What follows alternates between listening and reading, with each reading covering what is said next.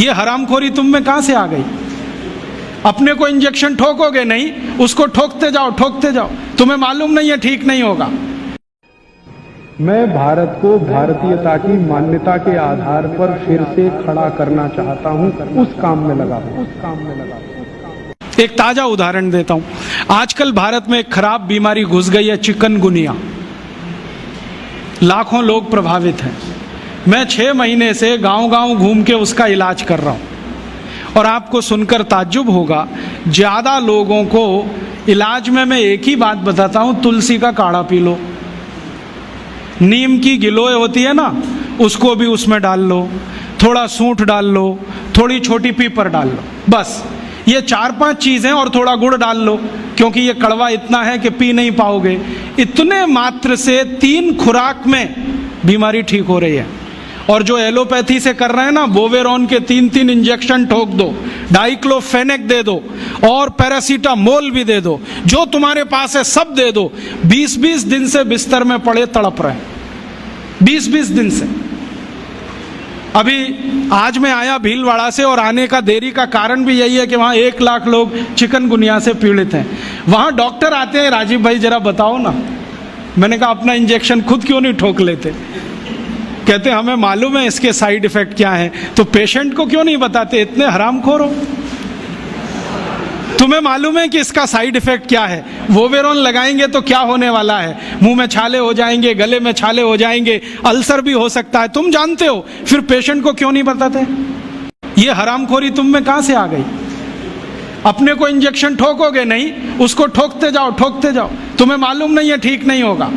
फिर पैरासीटामोल देते जाओ, डाइक्लोफेनेक देते जाओ, नोवलजिन के इंजेक्शन लगाते जाओ, और दुर्भाग्य से एलोपैथी ने ये सब नाम 20 साल पहले बैन कर दिए। वो कहते हैं डाइक्लोफेनेक खराब है, पैरासीटामोल तो और भी खराब है, नोवलजिन तो 1984 से बैन है यूरोप में और अमेरिका में, वही इंजेक्शन यहां ठोक रहे हैं लगातार लगातार। दुष्परिणाम है कि मरीज ठीक ही नहीं हो रहे। और मैं आपको मेरा अपना तजुर्बा बताता हूं। आप में से कुछ विद्यार्थी होम्योपैथी के हैं।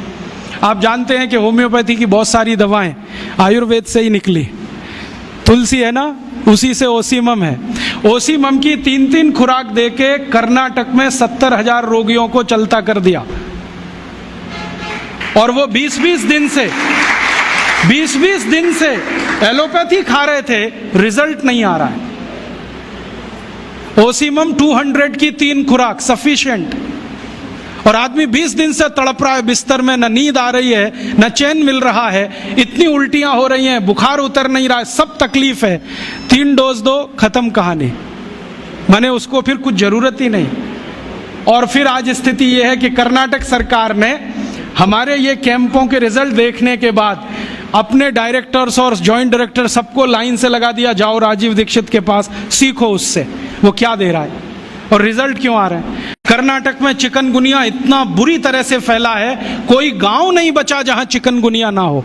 मेरी तो स्थिति यह है कि कार्यकर्ता कम पड़ गए, डॉक्टर कम पड़ गए।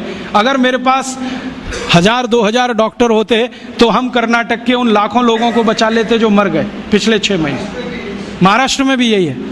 रिजल्ट मिलते हैं उन दवाओं से, तो भरोसा क्यों नहीं करें उनके ऊपर। ओसीमम तो तुलसी में से ही बनी है भाई, और तो क्या है, डाइल्यूशन फॉर्म में है, बस इतना ही तो है।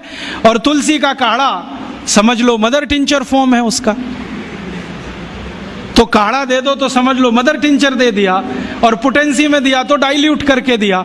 और आप जानते हैं कि ये आयुर्वेद का ही सिद्धांत है कि औषधि की मात्रा जितनी कम रखो असर उतना ही अधिक है। होम्योपैथी तो इसी पे काम करती है। तो अपने विज्ञान में दम तो है, अपनी विद्या में दम तो है, बस इसका प्रचार करने की बात है। प्रचार कौन करेगा? आप करेंगे। और इसका सबसे सरल तरीका है walk walk walk and talk talk talk. सबसे सरल तरीका। अगर आप इसका अपनी विद्याओं का प्रचार करना चाहते हैं, सरकार तो करेगी नहीं, क्योंकि वो एलोपैथी के चंगुल में फंसी है। हमारी सरकार के 2 मंत्रियों का तो मेरा तजुर्बा है पिछले 6 साल में। जब जब मैं उनके पास गया स्वास्थ्य मंत्री को मिलने के लिए, वो कहते राजीव भाई ये सब हमको समझता है, कर कुछ नहीं सकते। क्योंकि ऐसा जकड़ के रख लिया है। तो मैंने कहा इसमें आग तो लगा सकते हो, आग ही लगा दो हनुमान जी की तरह से, रावण की लंका एक बार जल जाए, कम से कम कहानी तो खत्म हो जाए। तो कहते हैं उतनी हिम्मत अभी तक नहीं आई है, आ जाएगी तो वो भी लगा देंगे। तो उनमें तो आने से रही, क्योंकि वो तो फंसे हैं अपने स्वार्थ में। आप इसको तैयारी करो।